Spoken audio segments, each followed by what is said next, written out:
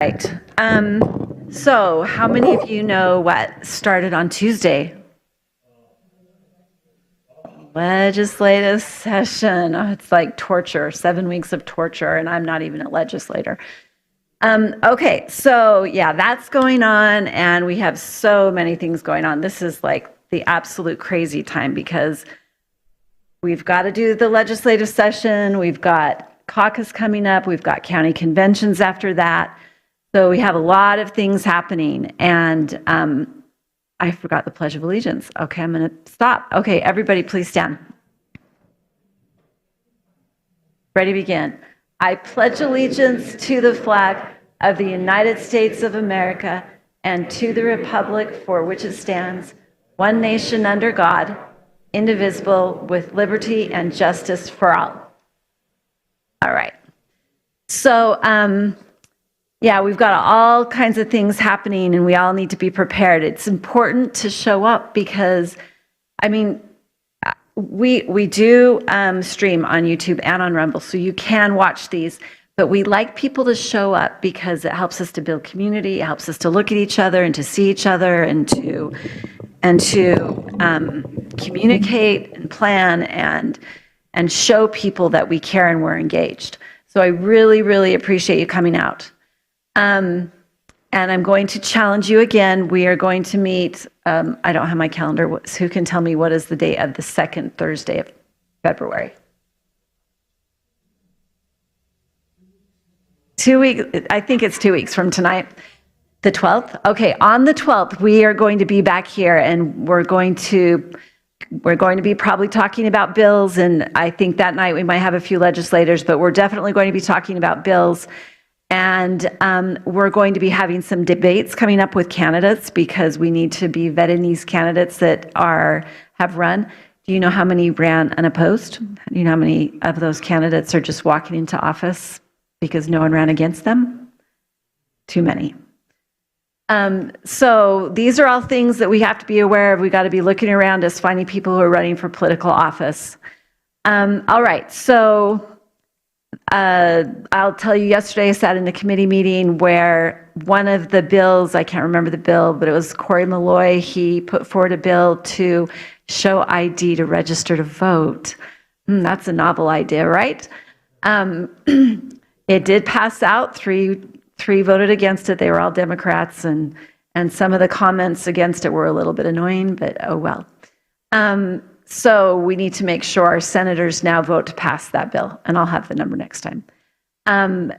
Anyway, we're not here to talk about bills tonight because we have Chris Bramwell here, and you're going to have to say your official title. It's long, but he's from the administrative office for the state government, and he's going to be talking to us about AI and digital identity and all of those things that we feel very uncomfortable about. We surely have become a surveillance state, and that's a little bit concerning for all of us.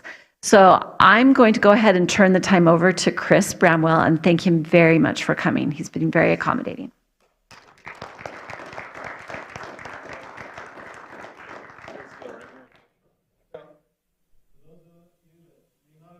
And would like to receive our email invite, new emails, upcoming events, anything that we want to pass out to people on our email chain. We have our sign up clipboards to whatever. Okay. And we also have a donation can to help us in our efforts to support good candidates. Thank you, Tina, for having me here tonight. Again, my name's Chris Bramwell. So I am Utah's Chief Privacy Officer, and I direct the Utah Office of Data Privacy. I am appointed by Governor Cox and confirmed by the Senate. I am Utah's first Chief Privacy Officer in this role. It was created by the legislature, a previous version in 2021, and then they've made slight changes to it every couple years as we've been maturing and getting better governance in the state. In my role as Chief Privacy Officer, My primary duty is to represent your privacy interests and rights and that great balancing of rights that happens in government. Many government entities exist to represent certain interests or to ensure at least there's a balancing occurring. So Utah, if you're not aware, is the only state that actually has comprehensive government entity privacy law. Everybody, when you think about privacy, you're thinking about consumer privacy, protection from private companies. Now, government privacy is very important because government is the only entity that can legally take life and limb. And so the privacy implications are even more, there's more risk when things go wrong. So when I first got into my role 5 years ago, 4.5 years ago, my primary duty was auditing and assessing what I thought were the biggest privacy risks to individual rights. And what we found was top to bottom across the state, and this is not just Utah, this is nationwide, almost every state is non-compliant with antiquated records management laws that currently we would call privacy. Some examples of this are the concept that government is supposed to dispose of records according to retention schedules. Sounds simple. Why would they do that? And this started back in the 60s and 70s because it was understood that if you kept data about people forever, more harm could happen. You should dispose of the data. So as I went down that journey I had to study all these old antiquated laws. We identified really cool laws Utah had in the past that actually had been simplified and went away over time. There used to be very clear laws that there could be no secret data collection programs in the state. Everything had to be public. What a novel idea. There was very strict purpose and use limitation. You could only use the data for explicit purposes, and you could use it for nothing else. Everybody had the right to request to amend or correct your records if it was incorrect. Nothing's more horrible than government making decisions about you based off of incorrect information. And there's lots of reasons you want to correct data. You get married, you get a divorce, you change your name for some reason, or it was just wrong in the system.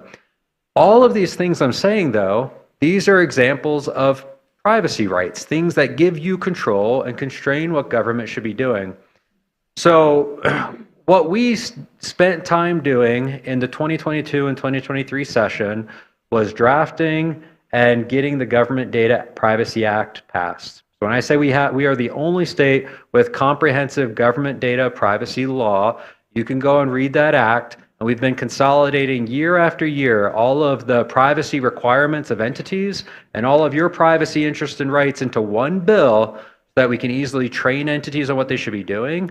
And it takes time to help entities bring systems into compliance and do things right. But that's the journey. What are their strategies to come into compliance? And this is so we can measure it and we can be transparent of what is happening in government. Bottom across the state, and this is not just Utah, this is nationwide, almost every state is non-compliant with antiquated records management laws that currently we would call privacy. Some examples of this are the concept that government is supposed to dispose of records according to retention schedules. Sounds simple. Why would they do that? And this started back in the 60s and 70s because it was understood that if you kept data about people forever, more harm could happen. You should dispose of the data. So as I went down that journey I had to study all these old antiquated laws.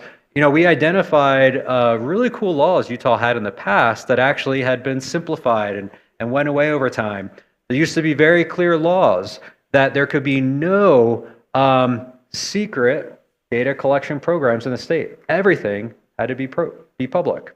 What a novel idea. There was very strict purpose and use limitation. You could only use the data for explicit purposes, and you could use it for nothing else. Everybody had the right to request to amend or correct your records if it was incorrect. Nothing's more horrible than government making decisions about you based off of incorrect information. And there's lots of reasons you want to correct data. You get married, you get a divorce, you change your name for some reason, or it was just wrong in the system. All of these things I'm saying, though, these are examples of privacy rights, things that give you control and constrain what government should be doing. So what we spent time doing in the 2022 and 2023 session was drafting and getting the Government Data Privacy Act passed. So when I say we are the only state with comprehensive government data privacy law, you can go and read that act. And we've been consolidating year after year all of the privacy requirements of entities and all of your privacy interests and rights into one bill so that we can easily train entities on what they should be doing. And it takes time to help entities bring systems in compliance and do things right. But that's the journey we're on right now. And it is actually working. We have every entity doing annual reports of where they are on their journey, how they're allocating resources, what are their strategies to come into compliance. And this is so we can measure it and we can be transparent of what is happening in government. Obviously, doing anything with data is complex. We're trying to simplify it. So that's our long-term, really boring part of my job of just how do you move 1,500 plus entities at once to do anything? We do it in the way I just described. Also, I'm going to say at any point during, while I'm presenting or talking, feel free to ask questions. I'm an open book. I believe in radical candor because once we all know the same facts, it's a matter of how do we decide we're going to fix it to move forward. Yes? Yes, I just was wondering, does that extend beyond just your traditional governments, so state, counties? Does it extend to like school districts? Yep. It encompasses every governmental entity in the state. So you can imagine how hard it was to actually pass that bill. But it did pass, and we are actively working with everyone. So state agencies, counties, municipalities, service district, special districts, K through 12, higher ed. Yes? So what's the bill that we can... Government Data Privacy Act.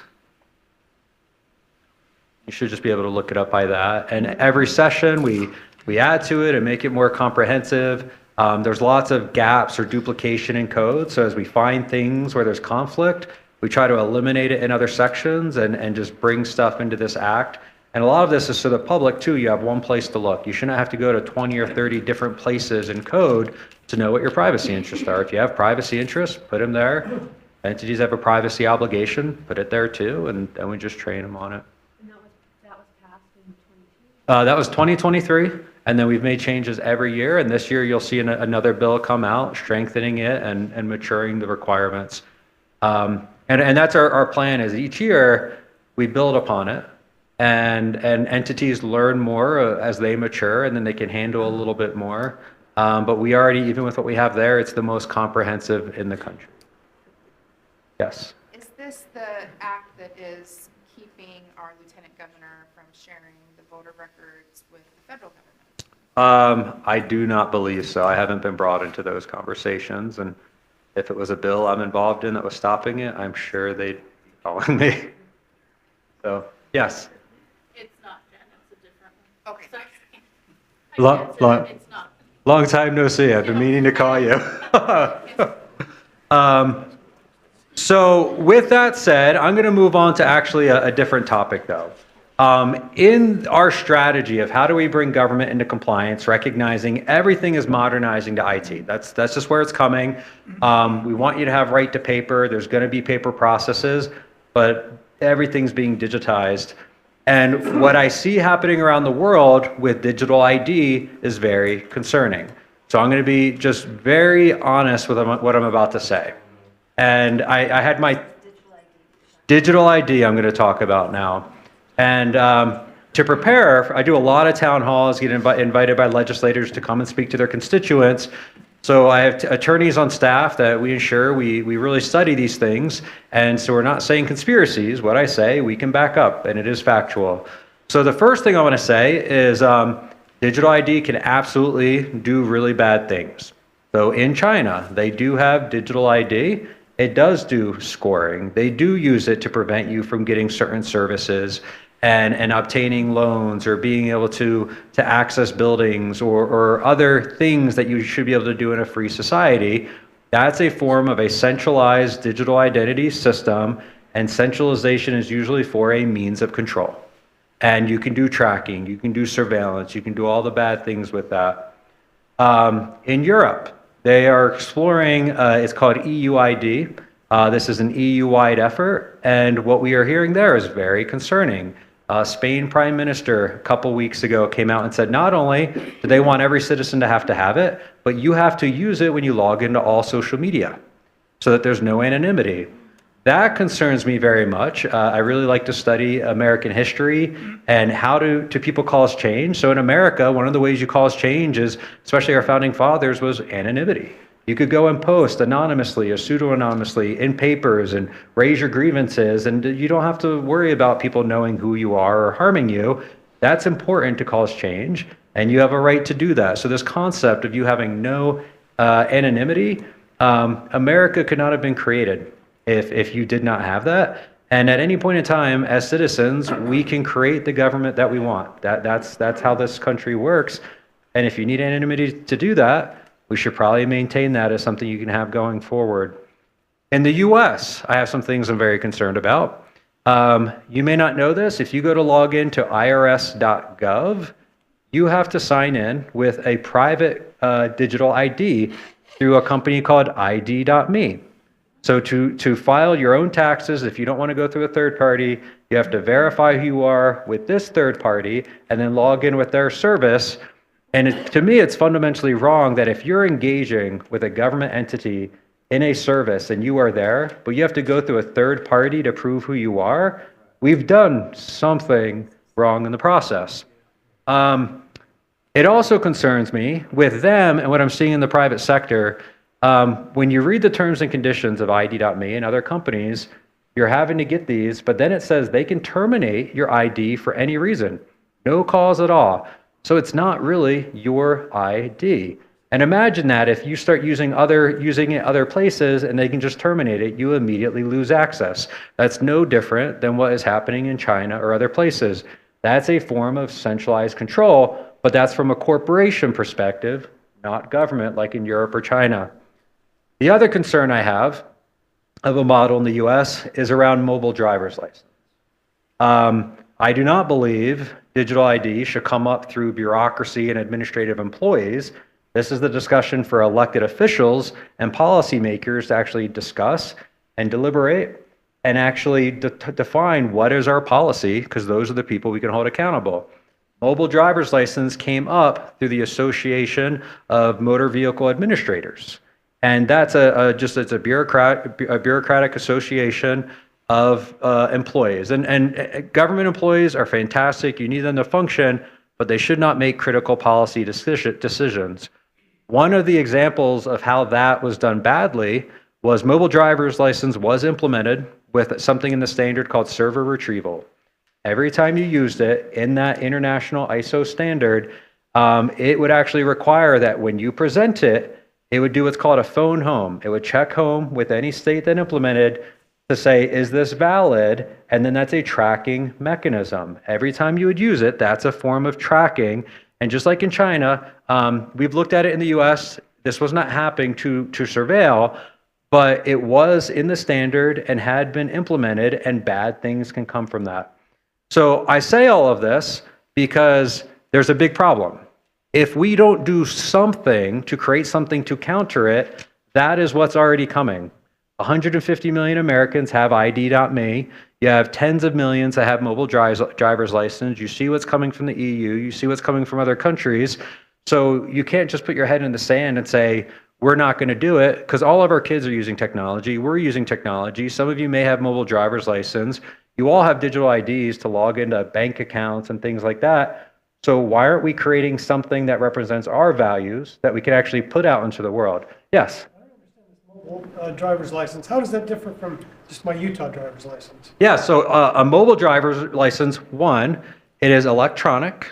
It is issued by the state to your device when you present it. When you present a physical driver's license, they look at it and they can say, oh yeah, that's you. That's issued by the state. It doesn't track every time you use it. It doesn't call home every time you use it. And it can't be revoked automatically by an entity. So a mobile That might sit on a cell phone or something. Yeah, so a digital ID and a mobile driver's license is that. It sits on a cell phone. All digital IDs, think of it that way. It's something that sits on a cell phone, and you can just double click and present that, yeah, this is me, and it's trusted and accepted. But if you do it the wrong way, it means you're not in control. Because if they can take it out of your cell phone at any time, That means they can take away your identity. This actually, somebody running for, I think it was governor in Washington or Oregon in relation to ICE actually made a comment of if we can identify them, we're going to take away their driver's license. That's an example of how this can be used for political purposes. Yes. When we vote in person and they scan the back of our driver's license, they're still using that to track too, Well, aren't they? it's a different kind because when they scan the back of it or the barcode, the data is actually embedded on it, and that's how barcodes work. So it gets data off of it, but it doesn't call home to a central server for the state to track. So when you present it to like a store or something, they may have it, but digital ID, that's different. It can be implemented to track every time you use it, and that's a different type of tracking. Yes. Yeah, they know every time, and they're the ones really approving it. Let's go here and then here. Yes. Knowing that Eric uses driver's license signatures to verify to a ballot, what is the possibility of once they've got this digital driver's license, they can actually lift your signature and use it to create fraudulent ballots? Or even vote for you before you've chosen to vote. So with AI, you can create fake almost anything right now. So I inherently, my view is how do we make current physical processes more secure? And just a signature, just a regular signature is not that secure when, one, we all know our data has been compromised over and over in data breaches. So for me, my view of even privacy is how do we give you some tools so that you can prove who you are and nobody can impersonate you? If somebody can replicate your signature, they should still never be able to impersonate you. If somebody has your actual ID, they should not be able to impersonate you if we create the future correctly. And that's the problem that we're trying to solve that I'm going to talk about tonight of our approach to digital ID. So knowing that that was a problem, last year the legislature passed Senate Bill 260. And this bill did some very unique things. One, it established a digital identity policy for the state to guide our work over the last year. Key parts of that policy, these resonate with me. I hope they resonate with you. And I can tell you these 5 lines took hundreds of hours to define. First, it's the policy of the state that every individual owns their own identity, and identity is innate to you.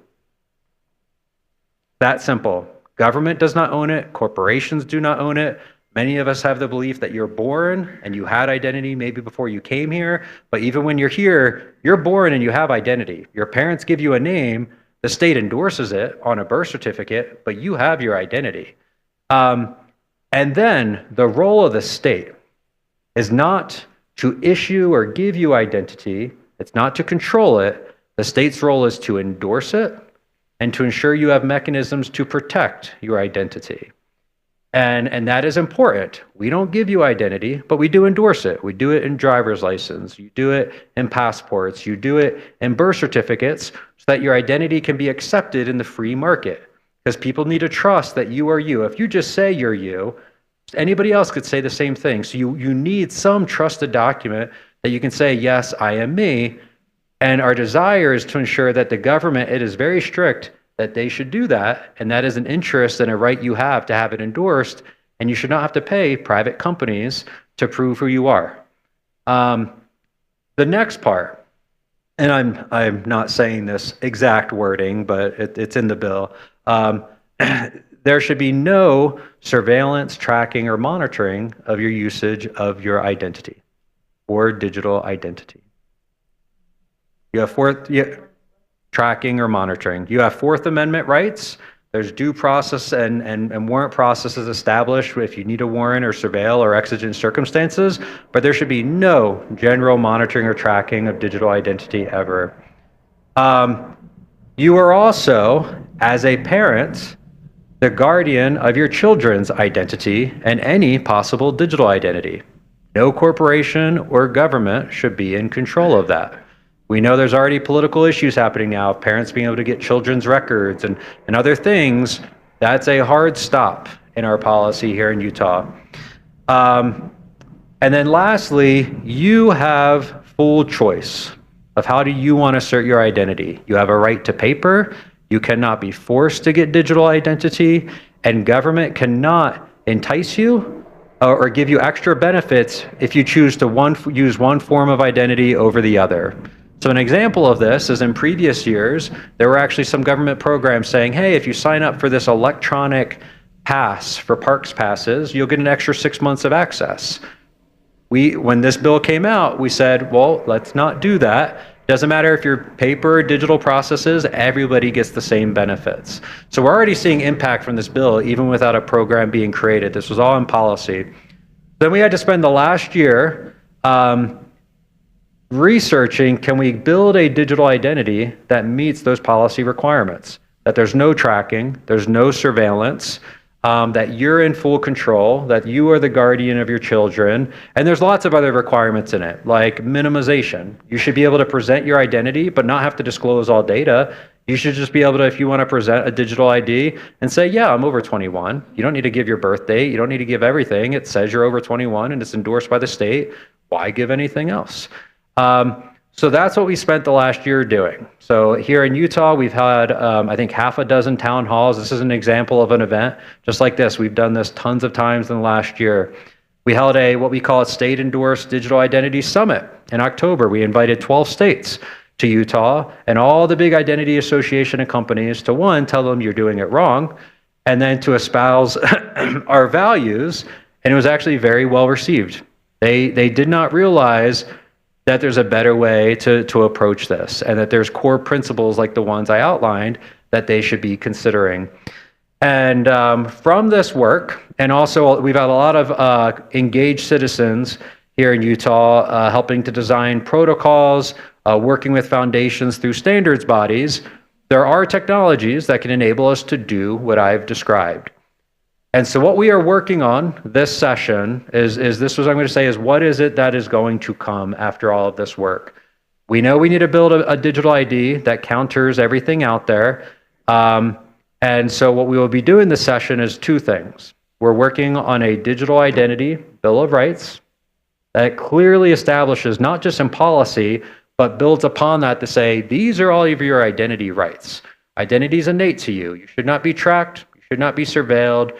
You are in control. You are the guardian of your children's identity. You choose when you need to delegate identity to somebody, like via power of attorney or conservatorship.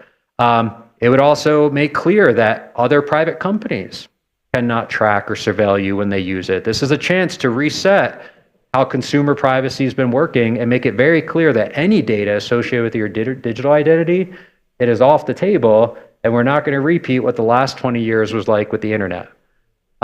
Yes?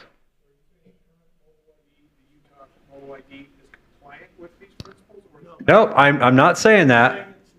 So, but we are working on that. So you have the Digital Identity Bill of Rights. We're essentially espousing these are the things that any digital identity program should comply with. And then in the second bill is going to authorize the state-endorsed digital identity program. That is separate from mobile driver's license, but this is meant to be a dedicated, specific program that does a couple very important things. One, it separates identity from any privileges or entitlements. A driver's license and law is a privilege. It's not an individual right. There's costs for it. And if you have to tax or get funds from somebody else for something to happen, it's not an individual right. So we are viewing digital identity as something that is independent by itself. Even the worst criminals have identity. So we want to make sure it is something that is singularly just this, not something that becomes political. So in this, yes. State-endorsed digital identity. And the name of that is actually, it's on purpose. We're trying to emphasize the state's role is to endorse, not to control, not to give, not to take away. They are just an endorser of your identity. In this program, there's a very unique technical approach. I'm not going to delve in. If any of you are really technical, we can chat after. But in our identity approach, we've really tried to focus on if you control identity, how do you ever really control it if the state is still giving you some digital credential? And so the protocol we've been looking at, it has a unique capability. So if you had a digital wallet, and if you're never going to have a digital ID, that's fine. You'll have right to paper. That's going to be clear in law. But if you have a digital wallet, say you have an iPhone or you have an Android phone or whatever digital wallet of your choice, in that wallet, you would create a unique ID that only you control. This is done technologically, a high entropy code that you control, nobody else controls. One that's different of, this isn't a centralized like SSN or some other tracking number. This is you. Think of it as a name. You're a unique person. And when you have to essentially be verified, so just like with a driver's license, if you want an endorsement, you want to make sure, yes, I am me. Somebody else is not pretending to be me. So just like a driver's license process or state ID, you go through that standard verification process. And what the state will do is they verify, yep, you control that. Nobody else controls that. Nobody else has that.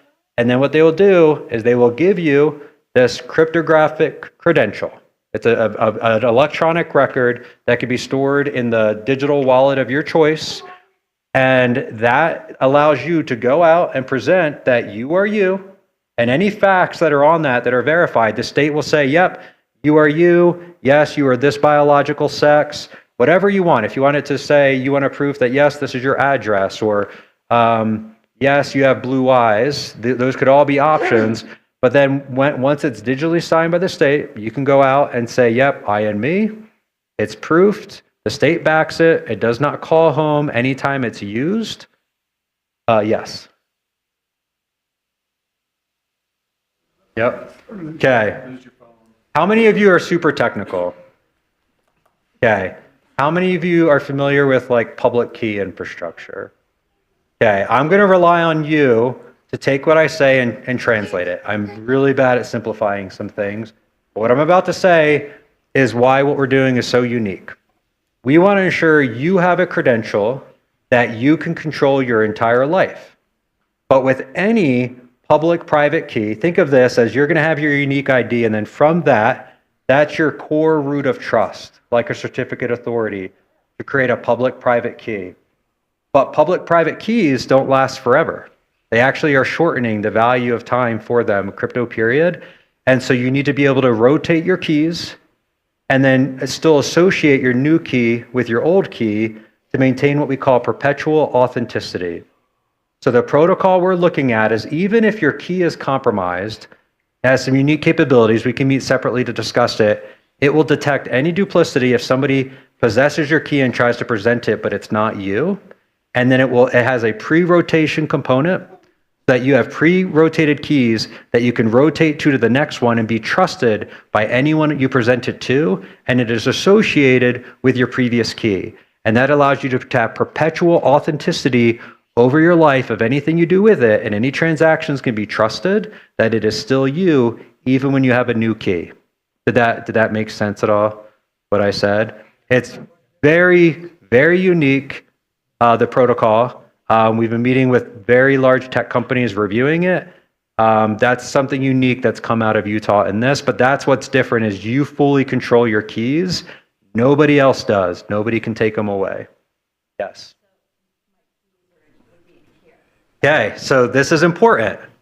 Yes, you can have a key on that, and you should. When you have a cell phone, cell phones are built secure. They have things called secure enclaves. Gets technical, but it can be trusted. They can still be compromised, though. That what I said of needing to rotate keys, because we assume identity systems will be breached. Anybody who tells you otherwise, I work in the state, and anybody who promises there won't be a breach, they are a liar. Even the biggest companies get breached. So you have to assume, just like your physical identities have been compromised, of course your digital identity will be compromised. But what's important, and this is what I said about the future of privacy, it's not about your data not being out there. It's nobody being able to impersonate you if your data is out there. So when you can rotate your key and you control the new one, even if somebody has that old key, it would not be trusted and they can't impersonate you. Yes? It's kind of like, your driver's license is like a credit card, okay? Now, anybody can get your credit card number and they can go, use it for whatever they want. Now, with my cell phone, the nice thing is I can put my credit card in my Apple Wallet, and I can use Apple Pay. Apple Pay does not transmit my credit card to the bank. What they do is they generate a token that says, hey, this transaction's happening. I know that that's me who's doing it. And then they send the token to the vendor, and the vendor transmits that to the bank. That's my credit card. And then they say, yeah, this is right. They send back, authorize it, and everything's good. That's a one-time thing. So the good thing is that my credit card, I'm not giving it out, and then the lady who's taking my payment isn't going out and buying herself a kid a new bicycle or something like that with that at the end of the night. Well, and with your ID, just for if you're technical in the room, even when you engage with what person you present it with, you're going to have your own kind of pairwise key relationship, and you will have actually a different SETI you can use for everyone, and they can't correlate you across events. You can maintain that relationship with them forever, and it should. You want a trusted relationship in the free market, and you need to have identity. That's actually how the free market works. In a contract, you need to know who the two parties are, and there's some consideration exchange and something of value. So we're just trying to give you a strong form of identity so there's trust and you actually are in control. We are also putting in some very tough parameters on these entities.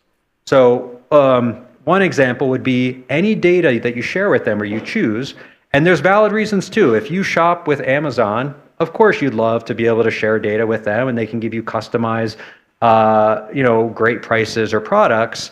But that's a relationship that should be between you and them, not every data broker on the planet that wants that data as well to then sell and market. So the SETI bill is going to require that they have a duty of loyalty and care to you. They have a fiduciary responsibility to put your interest above those of any other third party that's not part of your free market relationship. That's very unique to our approach. This is also going to apply to wallet providers. They have to act in your best interest and nobody else's. This is also including a private right of action. So if they violate it, you have a private right of action. This is enforced by consumer protection. And then my favorite part, because I inherently distrust government, and I meet with Tina Cannon quite a bit, this will be, the SETI program itself will be audited annually by the state auditor to ensure conformance and compliance, and public reporting done, and all remediation, if there's any issues, have to be fixed immediately. Some other unique parts about the program, unique in the approach of how we're doing it. I don't think identity should be something that people don't know how it works. And so if identity is going to be built on some protocol, in transparency terms, you should have free access to read and understand how that protocol functions. That's one of our requirements. You have some standards like mobile driver's license. On an ISO standard, for each of you to get a copy, you'd have to pay $180. And if that's how the future of identity is working, that's horrible. So we think for transparency, you should always know how the protocol works. You can engage in the process and lobby on your behalf and talk to your elected officials. The other thing we're doing that's unique that I've never seen in government is before the program can be implemented, there is a 60-day comment period for public input. Obviously, the program has to meet all the requirements. It still goes through the annual audit, and then any subsequent changes to the program that could impact any of the requirements have to go through public comment again. So it is more layers of control than I've seen on anything, but we're trying to set a very high standard. So these other states that I mentioned that we invited to the SETI Summit, we are working to form a consortium with them to help them understand a better way. And so our plan is in the next 2 months to announce that consortium, already have our identity bill of rights, already have what proper legislation should look like. We'll be the first state to say, here's the clear rules for enforcement on wallets and people receiving your data. And then we can help them to have this tough discussion. And I know we're doing the discussion right, because you're all not up with pitchforks right now like they're doing in Europe. So we're doing something better here. And I think we can help states know how to have this conversation as well. Yes. This consortium a little bit better. Are general citizens available? Or are they going to be part of the process or not? Yeah. Any public or any town hall or event I've ever held, summits, the SETI Summit. We invite everybody to attend. Some of you in this room, I'm going to call somebody out in the back. Joe Jackson, the state's chief technology officer, is like the co-driver of this project. He also is like me with a healthy distrust of government. But yeah, the consortium, two parts for the consortium. One, it's meant to be for elected officials to help them understand this is their role. So we're working directly with governors' offices and legislators in other states. But then we are also working on how does the public engagement aspect function. Everything I do always has public invited to participate in anything. I don't do any closed meetings. So even this consortium event, you would be able to attend. All of our requirements for the program, we're putting out there for input. We do have active work groups of public citizens engaged. So you can engage on those as well. So you just let me know how you want to engage or if there's something better I can do. And yeah, we'll make it happen.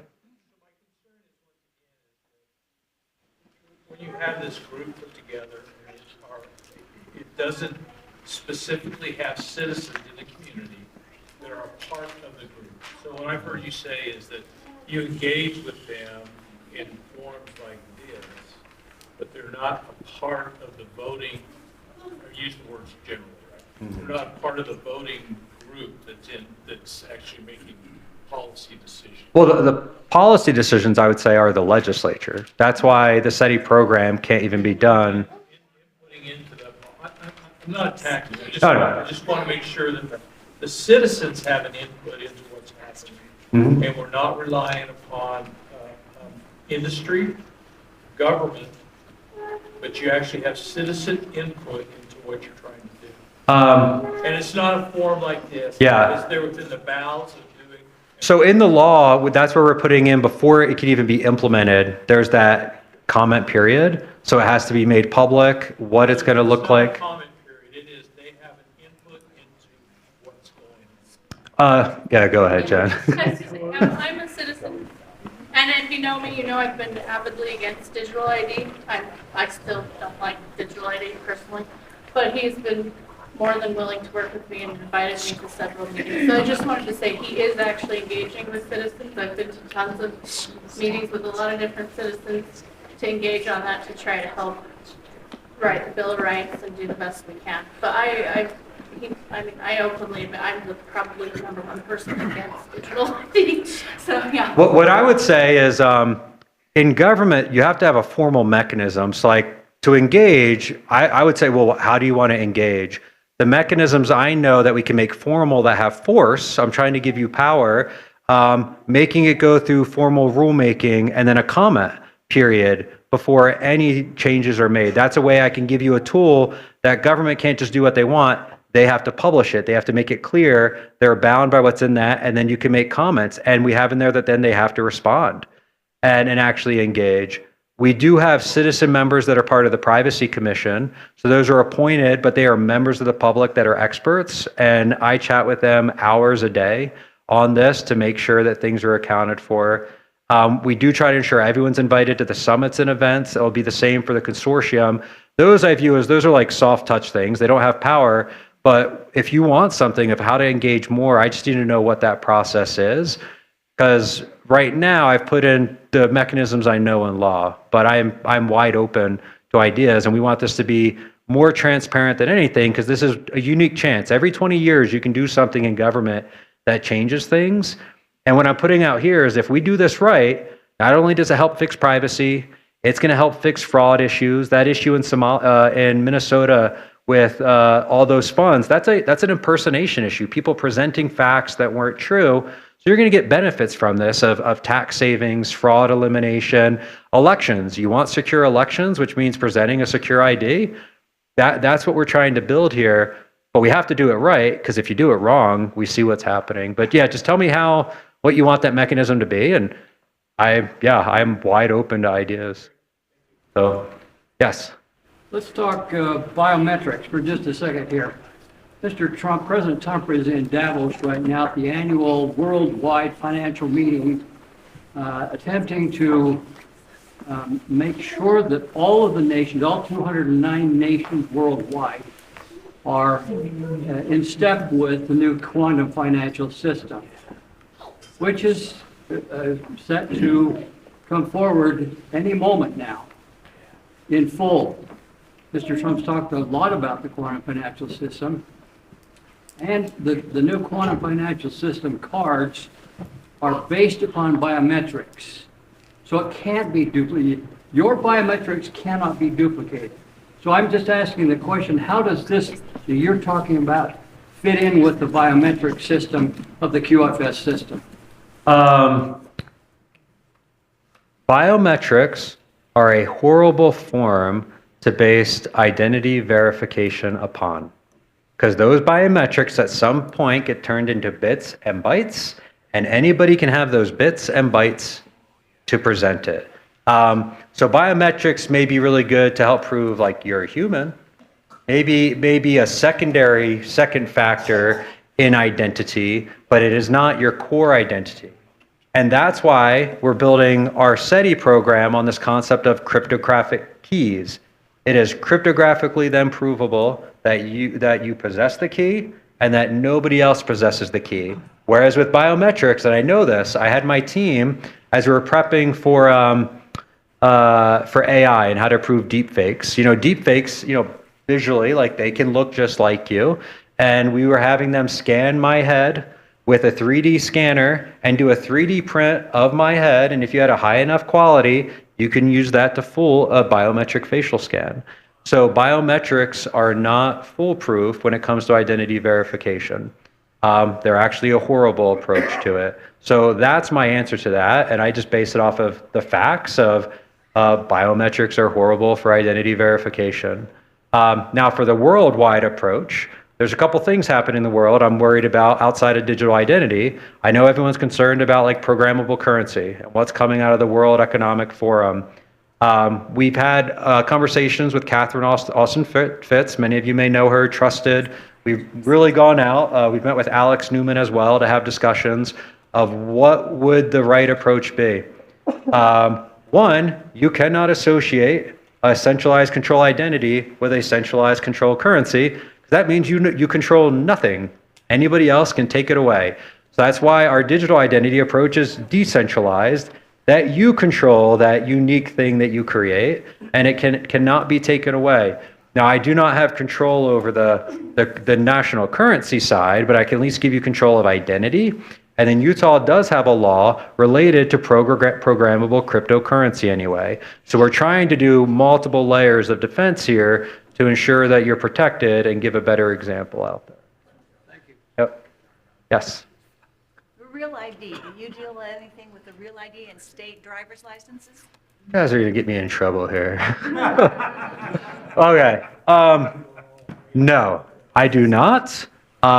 I do have concerns around Real ID, that what we are building is not a Real ID system. We're not discussing it being Real ID compliant or not right now. That's not even in the realm. I understand most of us lived through 9/11. I'm actually from Delaware, so very close to New York City and DC. So I understand what happened after 9/11 and why it came about, but it's not a great approach for what they're trying to do with identity verification and proofing. So that's something that probably needs to be fixed, but it's not part of our program. Okay, so we probably need to how much more time? I can wrap it up really quick right now. Okay. So. Let's let him ask a question, and I have a question. Is there anybody else who really wants a burning question? Okay, let's take like 4 or 5 minutes. Okay, let's go in the back. Actually, two-part. One kind of goes along with the Real ID issue. I mean, I think that was like a national or federal thing. So one is how do you implement or deal with federally mandated ID type issues? And two, how is this program, how does it help filter out people who are trying to, because what I heard you say earlier was everybody has a right to their own ID, and controlling their own ID, how do you prevent like an illegal immigrant from obtaining a real ID and start behaving and integrating into society like a citizen when they're really not? Okay. Both really good questions. First, the role, who plays what role in identity has never been really defined. And that actually, we have put into SB 260 last year our policy on what's the role of the state when it comes to identity. And what we said is, at a minimum, it is the state's role to be the one that endorses and protects identity for its citizen residents. I think that's the important part, because you're born in a state, you are a citizen, and the first form of endorsed identity you usually get is a birth certificate, and you don't have any engagement at the federal level for that. So that is important. That's at least the role of the state.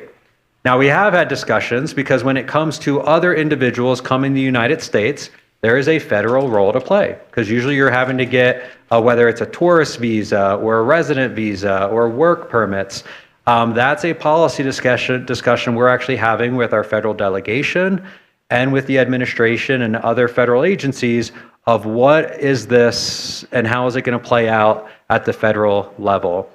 I'm not concerned about federal overreach. They do not have a national identity strategy. They have lots of disparate strategies, and they have a lot of infighting right now. So, and what I have heard is if we can come forward with something better, there's a lot of interest in it. We just need to get the other states on board. Now, for the other question you asked of how do you stop somebody from getting this and then using it to maybe appear to be a citizen when they're not a citizen, I've actually really struggled with this. And here's why.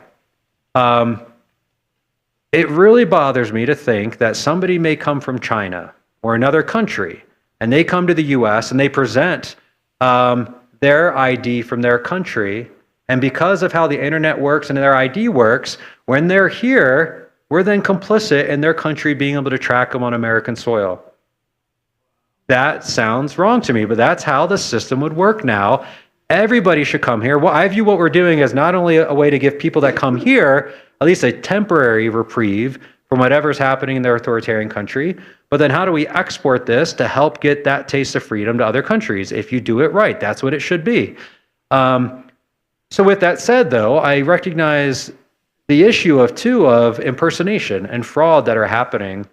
So in the state-endorsed digital identity authorization bill, it's not answering that.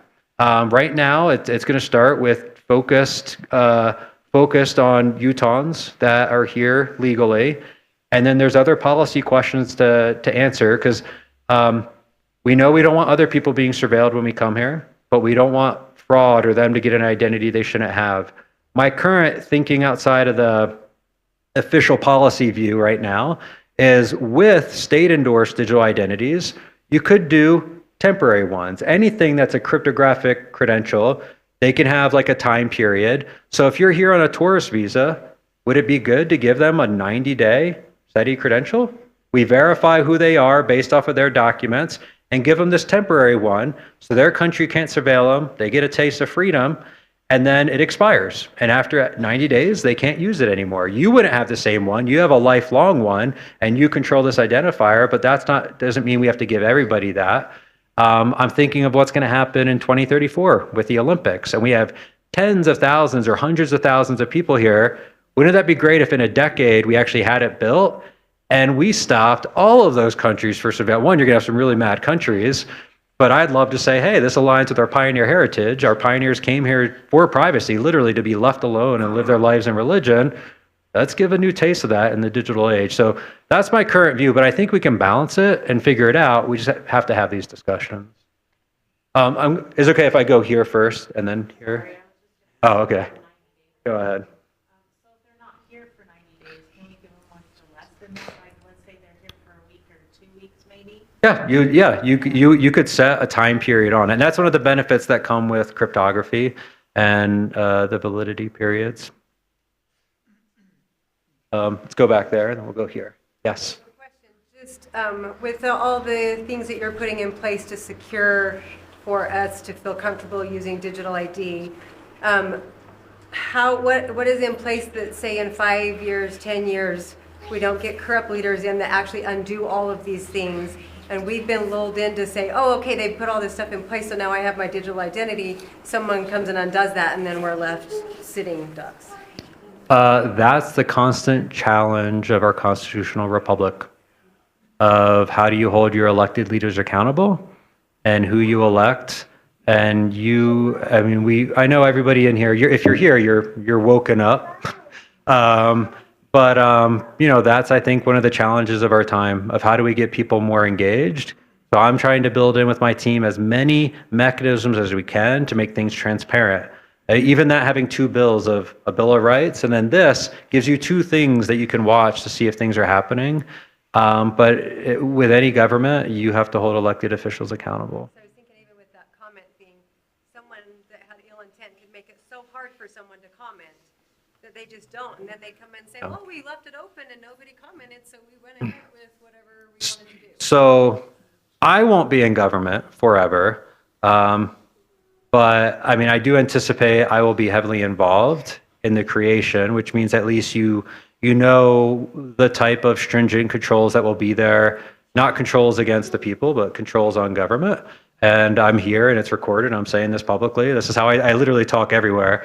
I can't believe they let me stay in government. But it's actually that's why people are actually like, I will tell you this, more has happened on privacy under Cox than any other country, based off of everything I told you here today. And we have the receipts for it. And I've gotten no indication that this is going to slow down our approach on this. So we will build it as robust and resilient as we can, engage in the process, help us to do it. And then the people just have to hold their elected officials accountable. So, yes. So Canada, you guys know the ice truckers that came and did all that, and they shut off their money and their spouse's money. So their courts, all 4 courts ruled that it was illegal, but they did it anyway, right? So my question is, maybe I don't understand, why do we need a digital ID? I feel like, why? Yeah. Is it just because we have to? I don't get why. I had that discussion yesterday. We actually were having it with Gail Ruzicka. And because there are some people that are saying we'd love to have a constitutional amendment for this, just saying here's our protections for it. And what it came up with, even on that, was, well, if you put in the Constitution that people can choose which type of identity they want and the state has to endorse it, you actually cannot get rid of the digital identity program if you want to get rid of it. And so that was one where it was recognized of, yes, there is valid points where you may just say, this is horrible, and get rid of it. My counter answer to that, though, is with the amount of fraud happening and with AI and how much data has been compromised on everyone, and even on my way here today, I had a legislature reach out because one of her constituents who's elderly was scammed out of $1 million from an impersonation scam.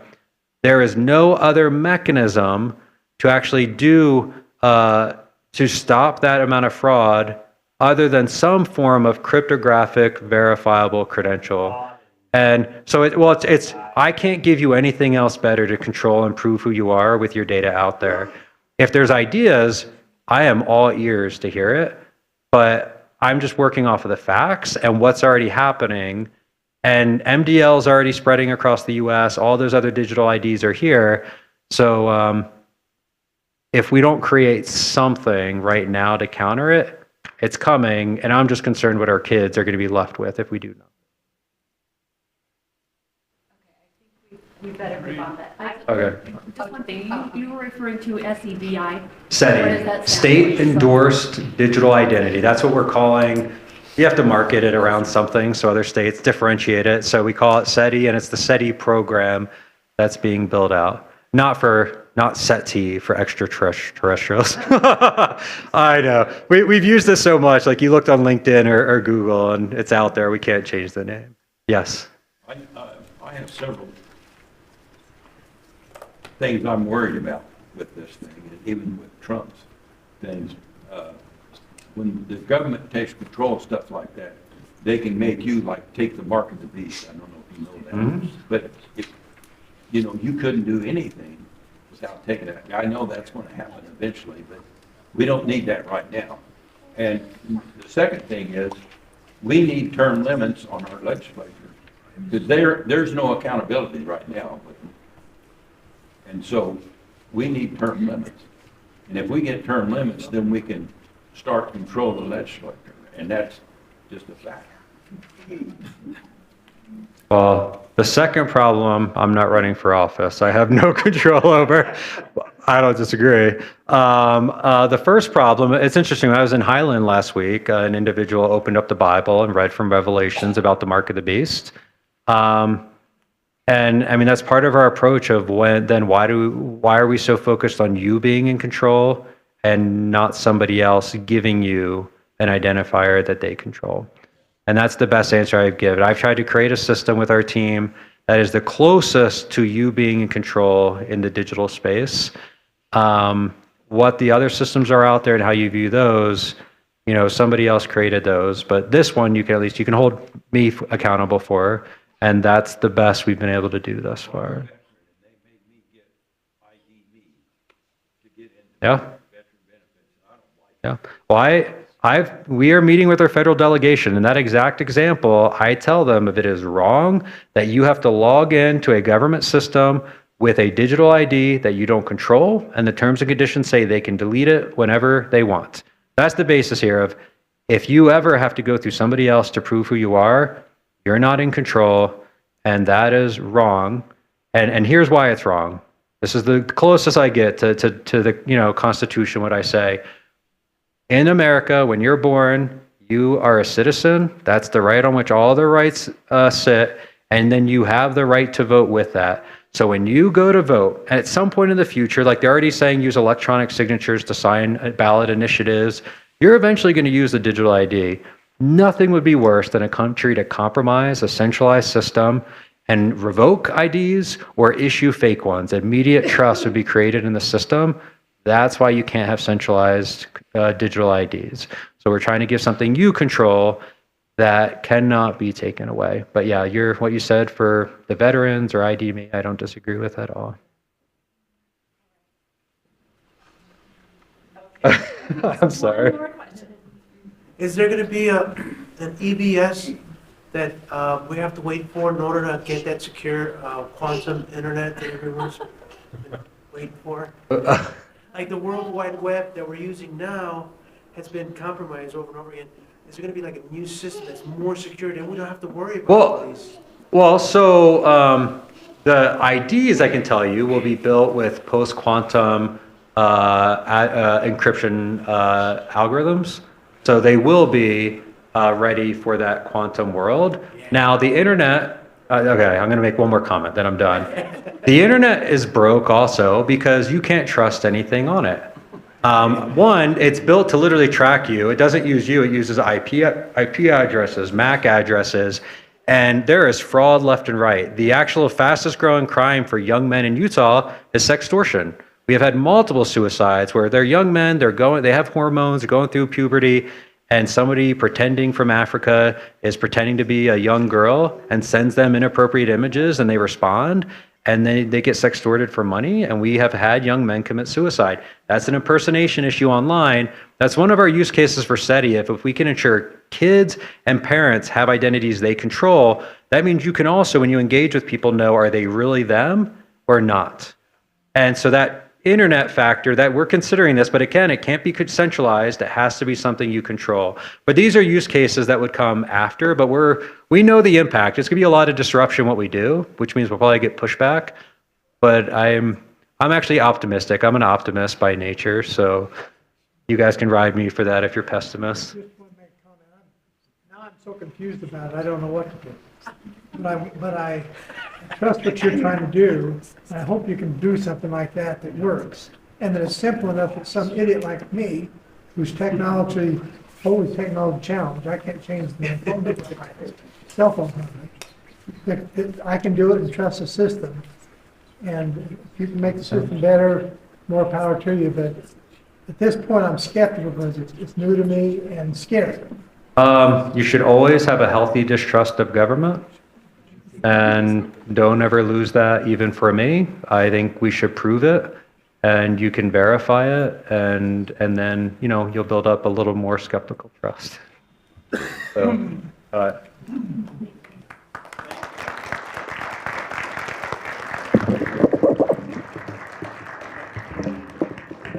It's easy. Thank you for coming, Chris. Drive safely home.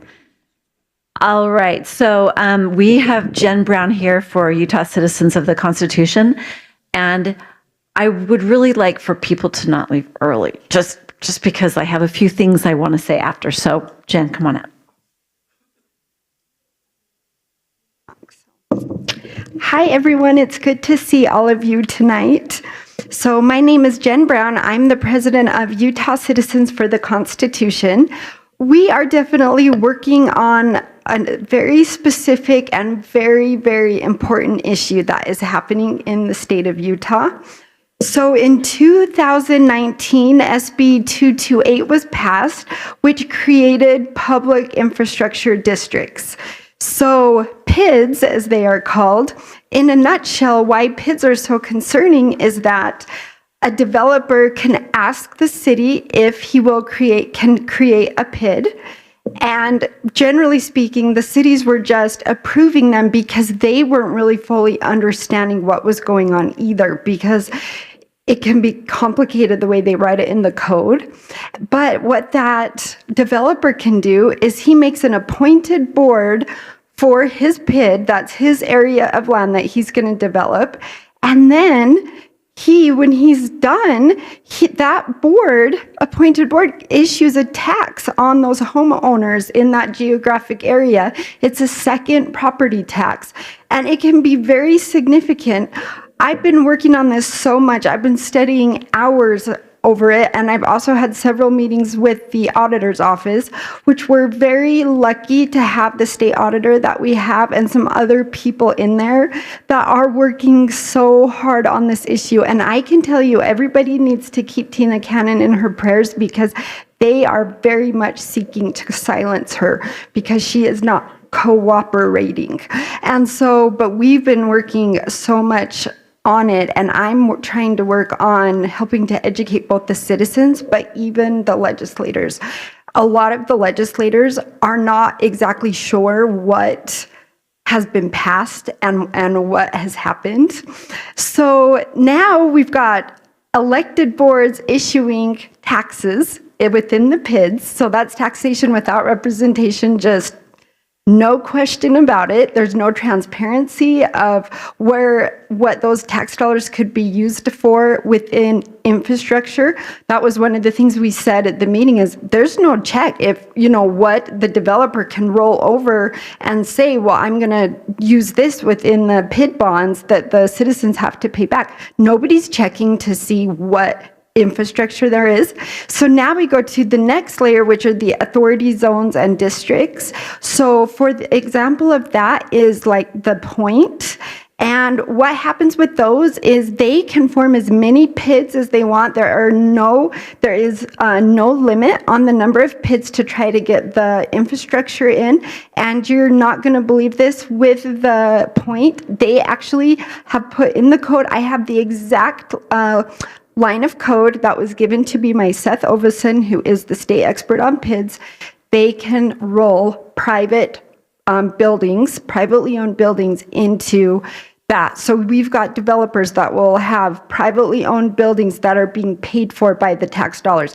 It is the biggest, what they're doing, the exploitation of tax dollars and the people, I've never seen anything like it. So there's definitely, I've been really starting to work on this, and there are a lot of legislators that are thinking, wait a minute, what is going on? And, we're just going to have to move forward. We can't change what has happened in the past with all of this. Okay, so SB 39 is going to be heard this Friday. And right when I looked at SB 39, I knew that we were going to have problems with that. So let me tell you. Okay, so SB 39 is investment zone amendments. So when you say anything that talks about zones or authority districts, those are keywords that it's this kind of structure. So they can use PIDs, but then after everything's built, they use what's called tax increment financing, or TIF, which means whatever the sales tax was before they went in, and they built it up and created all maybe businesses and things like that. Now, the difference between what the existing tax revenue was to now what it is after they built it up, the developer gets all of that tax revenue. I mean, it's just insane. The developers used to have to, this was just part of doing business. They had to cover those upfront costs through investors, and they have, because there are certain developers in the legislature that have been able to get this passed, it literally is carving out tremendous, significant entitlement and special privileges for a certain group, the developers. And so what, with SB 39, my initial AI analysis of it, it said this bill expands and restructures Utah's investment zone model so that state-administered and zone committee approvals can redirect future tax growth for decades. So what they do is they're getting decisions to be made, by appointed boards. All of these zones and these districts have appointed boards, and they want, they're putting in statute that they can make all the decisions. So I was putting out a high priority talking point about this, saying to everybody, you guys have got to text the people on the GovOps Senate Committee for Friday. We have got to tell them there is not going to be any more expansion of this until we have full transparency. And there are 2 people working on bills. I had a meeting today with the auditor's office, with Speaker Mike Schultz, and with one of the sponsors of the bills that is supposed to do a little bit of reining in. And I know Speaker Schultz knows that things are out of hand. I think he's very concerned that it's even maybe worse than he realizes, some of the things that I was telling him. So I had a huge blessing sent to me, or I would not have been able to do all this work, well, my husband always helps me, and he's good at tech. Most of you guys know Mike. But I had another gentleman, his name's Aaron Gill, and we met each other. In fact, Jen, I think you helped connect us.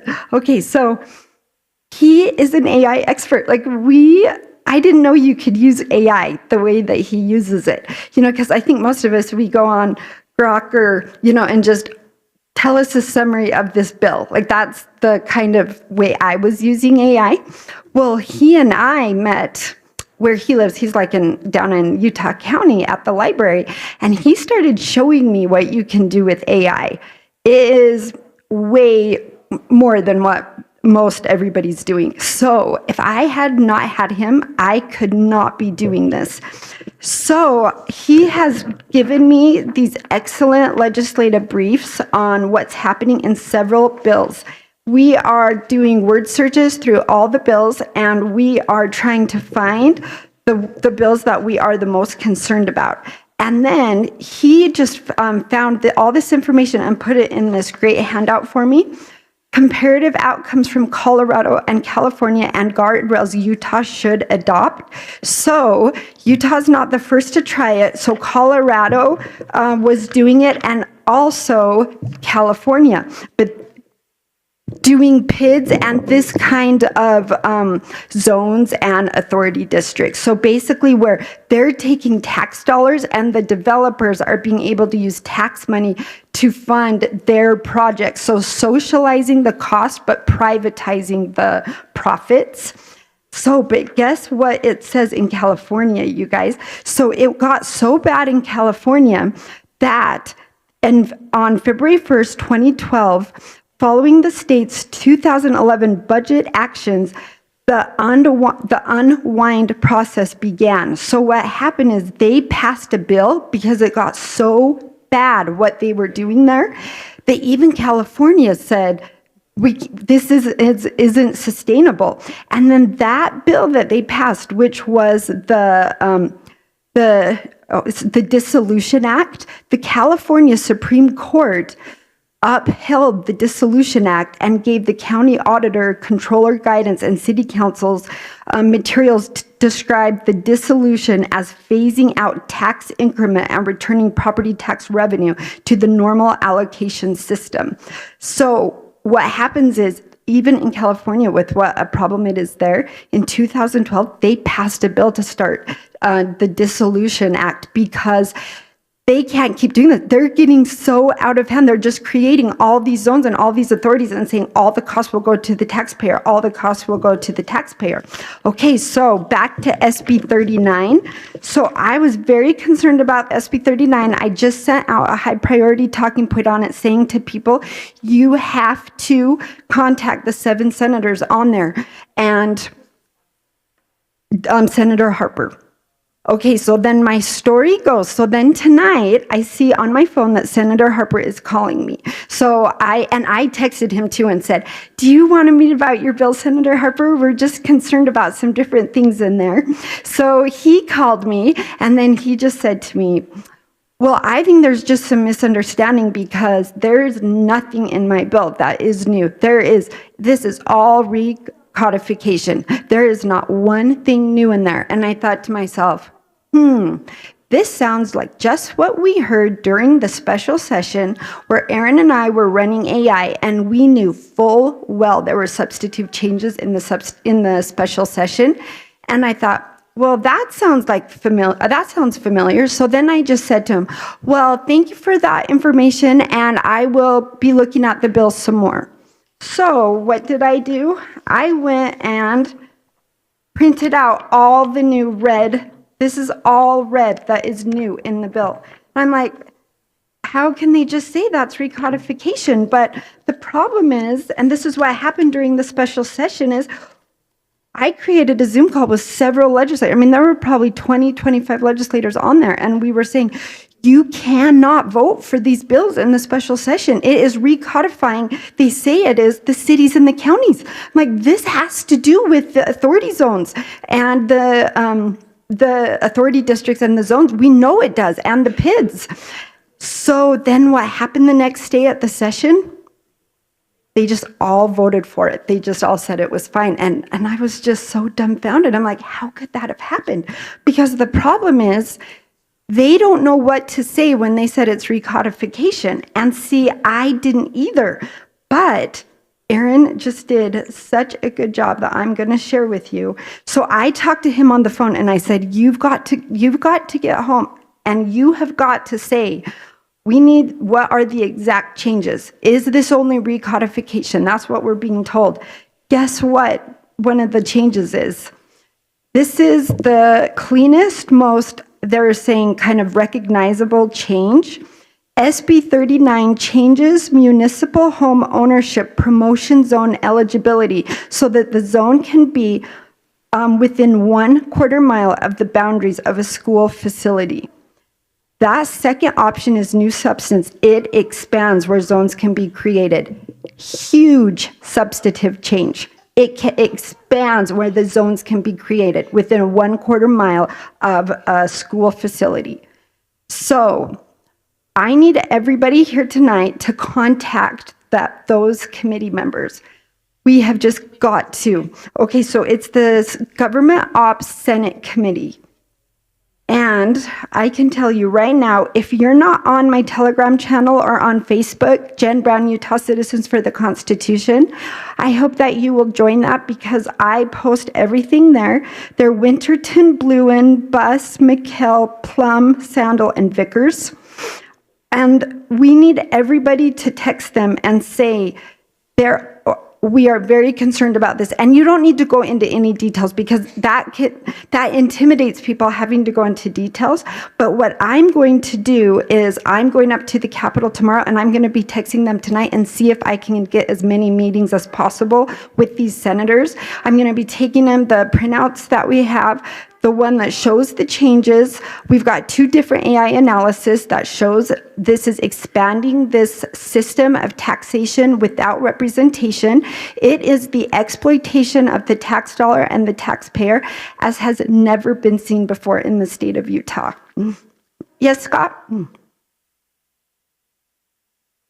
First off, why aren't our county commissioners, our mayors, and our council members joining together across the state and fighting against it?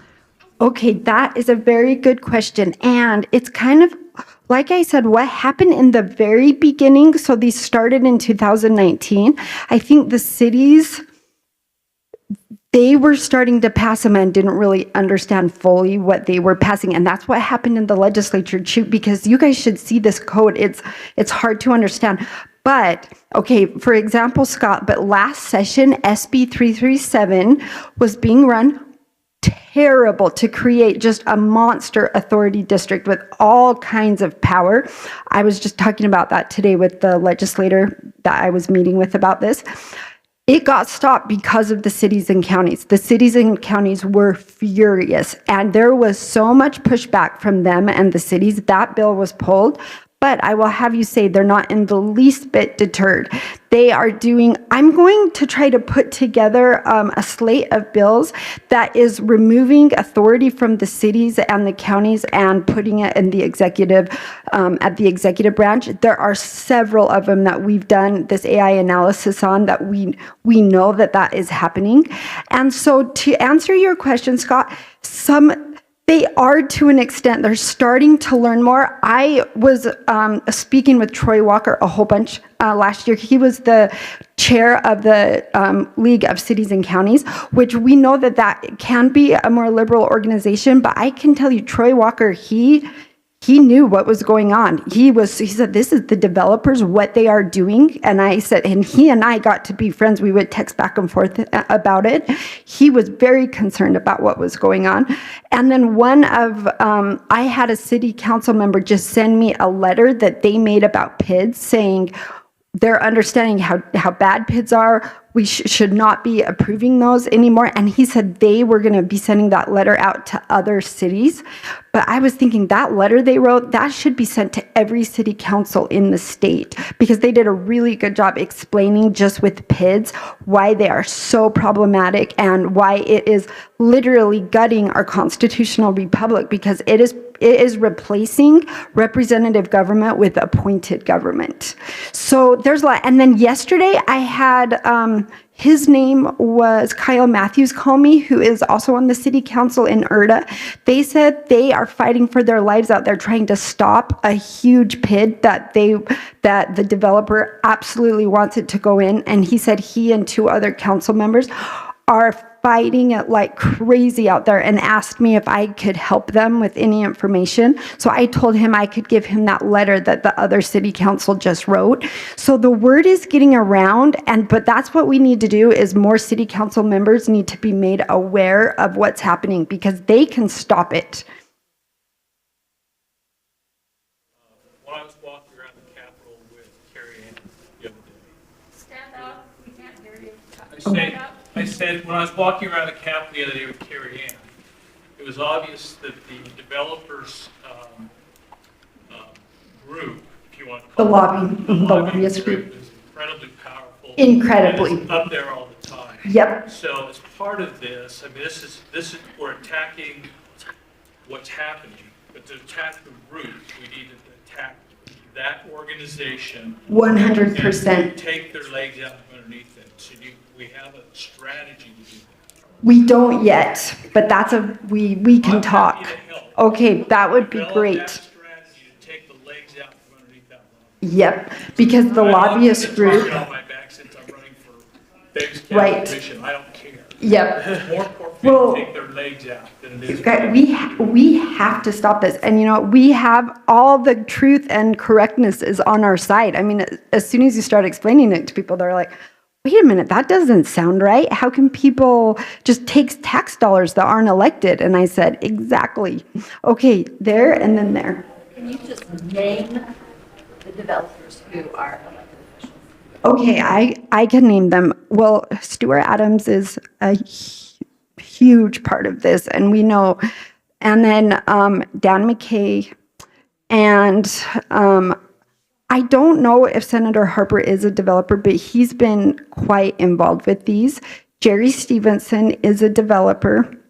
And then, yes, and then Governor Cox is, I've heard his family has been able to make money from it, but I can tell you something else with that is I was confused, like, well, if they're not directly a developer, why are they helping with this so much, like Governor Cox.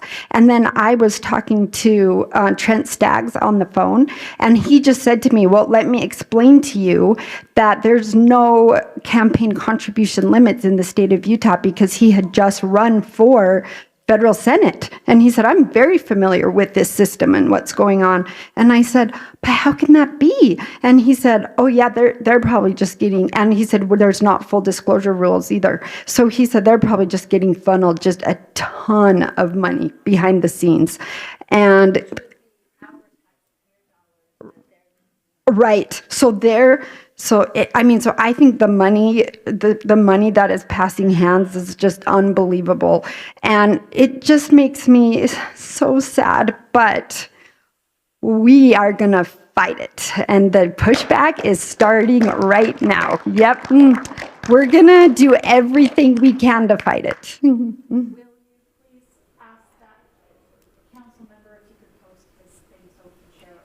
Oh yeah, I can post it. He already said, so I'll post that letter. And then what we should do is like organize every city that is sent to them, because it does a really good job explaining the problems, the burden to the city, and why the cities do have the ability to say no to the PIDS. And the thing is, the authority zones the authority districts and the zones, they depend on PIDS. If you pull PIDS out, the whole thing will crumble. They have to have PIDS to do the initial infrastructure. And so I've had the thought, as I've studied this so much, the best way to fight it with the public is just to talk about PIDS, because those are easier to understand, and it's just really taxation without representation, cut and dry. And if they don't have PIDS, they can't get the initial infrastructure in there to keep going. Yes, Jen?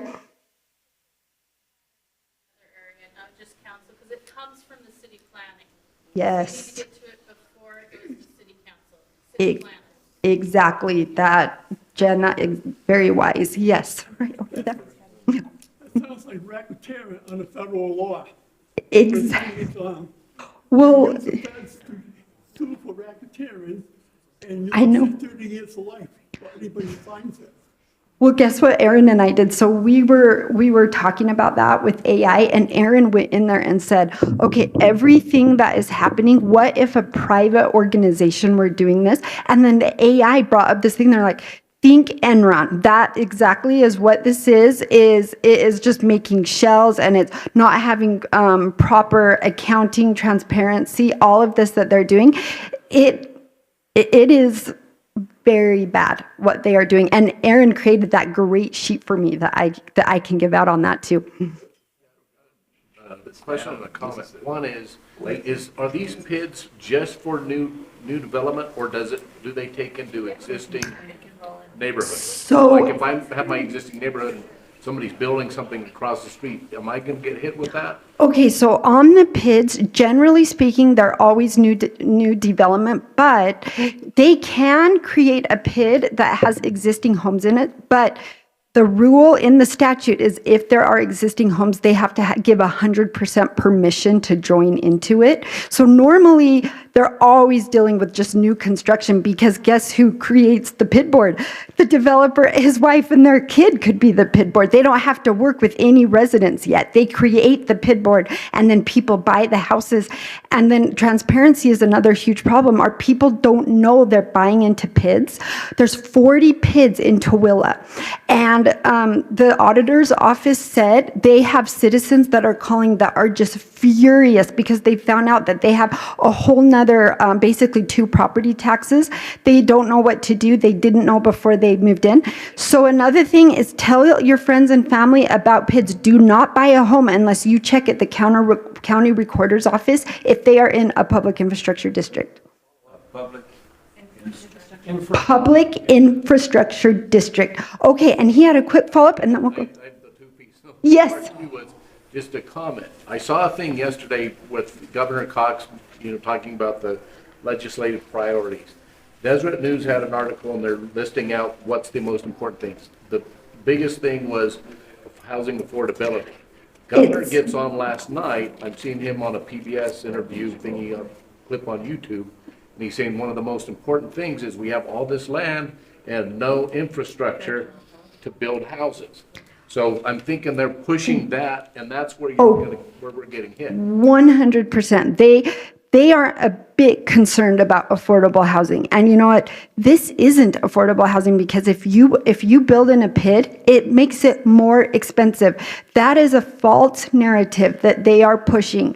They are not at all concerned about the housing affordability. They are making houses more expensive.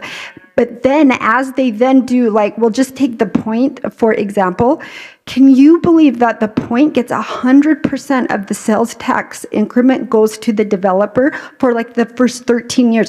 I have it right out of code. I have the whole code printed out. I took a picture of it. I've sent it. In fact, okay, I can even, you know what? Hold on. I'm going to even show you.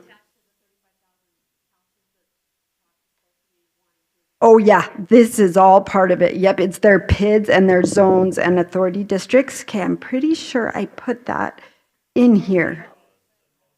So, but the thing is this has been going on, but because it's so hard to understand, I can't find it, but I had the exact picture out of the code of the point and what that tax structure is.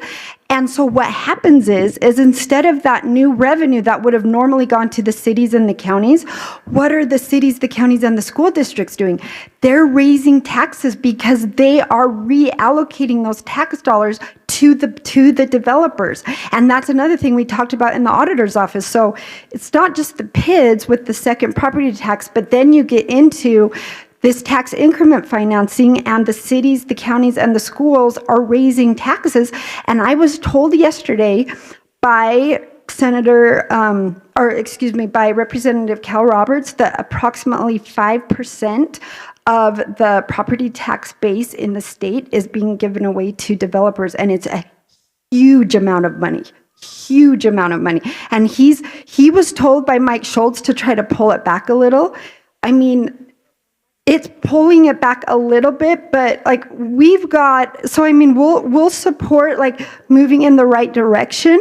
But I mean, he and I are talking, and he's saying, do you realize the amount of money that is just being given back to the developers? And it's astounding.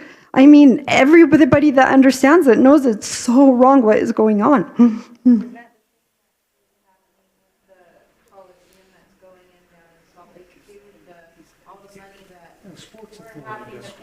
The sports authority.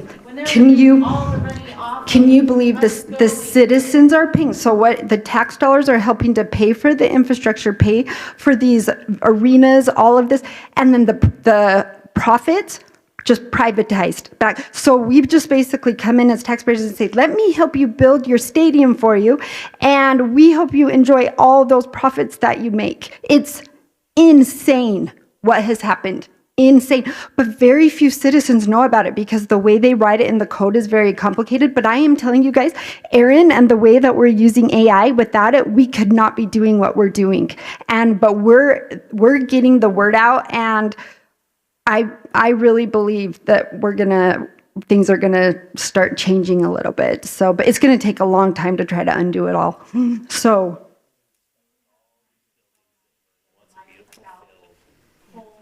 Oh, yes. Okay, great point. And then What's your Jen Brown, Jen Brown, and it's just on Facebook or Telegram. It's Utah Citizens for the Constitution. So, and I also have a Davis County chat. If anybody wants to come up after and just write down their name and their cell phone, then I can add you into the Davis County chat. And it's really good if we can keep communicating. So it is GroupMe. So GroupMe, and it's Davis County chat. So that's a really good one. Okay, yes, and then I know it's getting late, so. Okay, who was it? Are you guys good? Okay. What I was going to tell you is the first PID has gone bankrupt in Colville. And so that's another issue we've been talking about as we're talking about this is who's going to pay? This is what's crazy, you guys. When the PIDs are approved, guess the bonds that they're able to release their municipal bonds. So it's like they're a government entity. It's just crazy. And so they're able to release tax-free municipal bonds. So the question in Colville is, who's going to pay? Is it going to be the taxpayers, the city, or are the municipal bonds just going to default? Which, think of the credit rating for the city if they have their bonds default. So it's a big mess what's happening in Colville, and the truth of the matter is we don't know how it's going to turn out. We don't know who ultimately is going to end up paying and what ultimately is going to okay, because I'll share this other little tidbit that's interesting is Tina Cannon is saying, well, the PIDS need to be included as a component unit on the spreadsheets of the cities because they're approving them and they're using municipal bonds. So they have to have some responsibility towards them. Well, that is making them furious because they know if the cities are told you're responsible if they go bankrupt, then it's going to make it a lot harder for the cities to approve them. So there is just this big fight going back and forth, and Tina is saying, well, under proper government accounting standards, that's what it needs to be. So they brought Tina up for this presentation in Dan McKay's committee last week. It was last Thursday. And then Tina talked about proper government accounting standards. Then Dan McKay brought in an expert PID attorney that said that is not the case and the cities do not need to put them down as component units. But I believe common sense will win, that they are going to end up having to be component units. And if that's the case, it's going to be a big problem for the cities as they start to default. Oh, yes.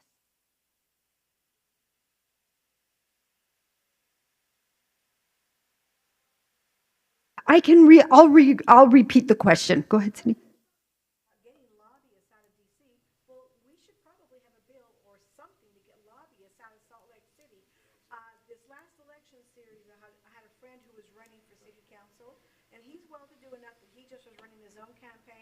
But a gentleman from the Realtors Association in Weber County walked up and said, we are offering all candidates $5,000 to help them with their campaign. Therefore, there's the first hook in them. Exactly. And then they control that candidate. Exactly. She's saying that, yes, it's the money, people giving, and it is hard because it's expensive running these campaigns. And so a lot of people are open to getting money, but when you receive money from somebody, you're not neutral anymore. You've left neutral ground for sure. I wonder if we could pass around a paper. Tina, do you have a paper? And people could just put down their contact if, in case. Okay, here we go. I can just, okay, that'd be great. Okay, because yes, it's good if we can stay connected. So yes, and then we can. This state bill, though, does that take away the authority that the individual counties or cities have? Because just because the state says, here's something that is permittable, these PIDs, don't the individual counties and states still have the Yes. the right to say? They can say no. Someone could walk and say, hey, I want to set up a PID because I'm a developer and I want to develop this thing. I want you to help provide you tax money to build this infrastructure, to build whatever. They can always just say no, right? They can't, exactly, and that's. The city councils were kind of getting bulldozed because they didn't fully understand them, and now more city councils are saying, wait a minute, maybe we better start saying no to these. Here's just this little clipboard that if... Hey, Jen, just a comment there. Isn't it true that the way the state handled that is if you don't do it, then we're going to withhold funding from you? 100%. So they play this game to the cities that say, we're just going to withhold all the money that we would normally give you if you don't pass it. Exactly. There's that dynamic there, like you said, that they're supposed to be able to say no, but the state is doing everything they can to put major pressure on them, including holding funding for transportation. And so the cities are between a rock and a hard place because of the pressure that's being put on them. But some cities are starting to say no more to the PIDs. Yeah, make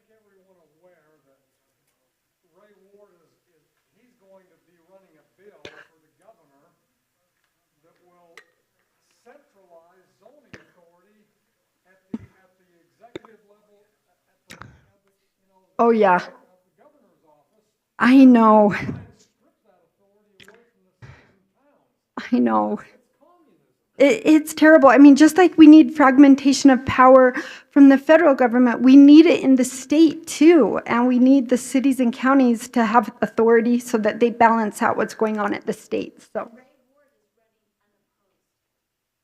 yeah.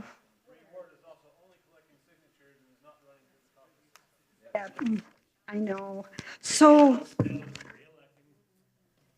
you guys, there's that clipboard. You guys can just sign it. And then remember, we need people to contact that committee for Friday, even if you can just like pick 2 of them and send them a text and just say, I'm so concerned about PIDS and the zoning authority. That's all you need to say. They just need to hear from one citizen after another that they're very concerned. Okay, I'll name them to you guys one more time. I'll just in case.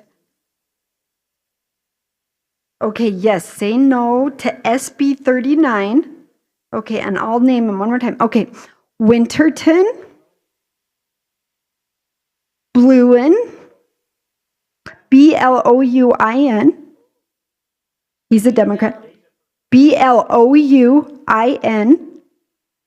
Bus, Buss. McKell, McKell.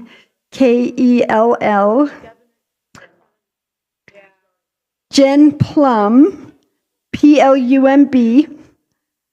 Sandal, Sandall. And then Vickers, Vickers. I know it will probably, I mean, we've just got to try though, because up until now, they haven't even been hearing from citizens because people just don't know what's happened. And so we're going to start telling them at least. So.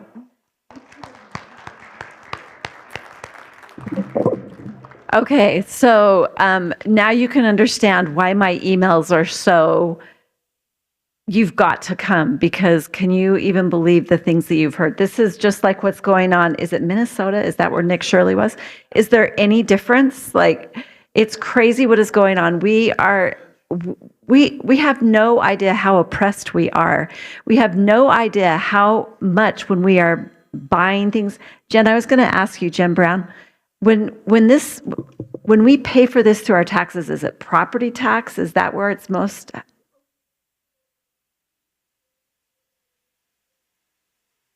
Okay, so.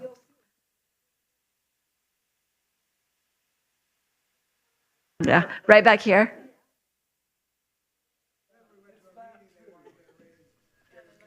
Wait, I can't hear you. Okay, say it again. To raise Davis County's property tax 30%. And the very next day, they lowered it to 15. I just wondered if there's anything else. Well, the school board raised the taxes 30%, and they're all running unopposed as well, except for one who was the good candidate. So, you know, so this is my call to all of you.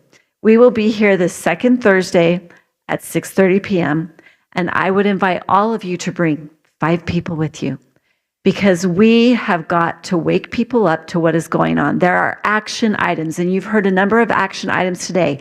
Get this letter to your city councilman. Arm your city council people with this information so they can resist it. Your action call from me is to get more people here, please, because we are just trying so hard to educate people on what are going on. Another action item is that caucus is on March 17th. Go be a delegate. Go to your caucus meetings, be a delegate. And this is also a perfect example as we're talking about candidates and how expensive it is to run for a race. We've got Denny Wanless right back here. He's running. Denny, stand up. Tell everybody what you're running for. Yeah. Jerry Stevenson, developer. Jerry's actually not running again, but he's running against Tammy Tran, who just was elected as the Kaysville mayor.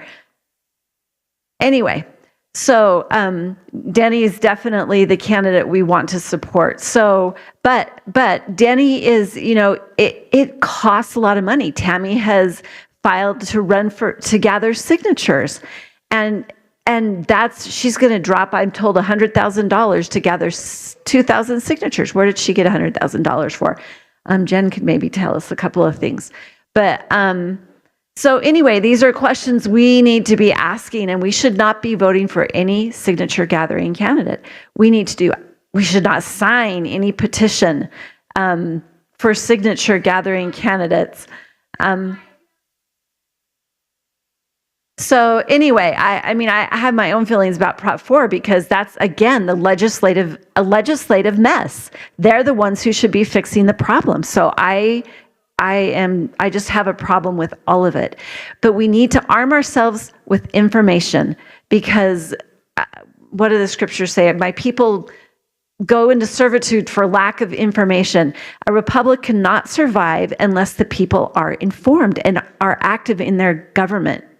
So I'm really laying it on thick to you guys tonight. I'm so happy to see you all here, but please come back in 2 weeks. Put it on your calendar. 2nd and 4th Thursdays, be here. Bring people with you because we're going to arm you with information. Do I have questions?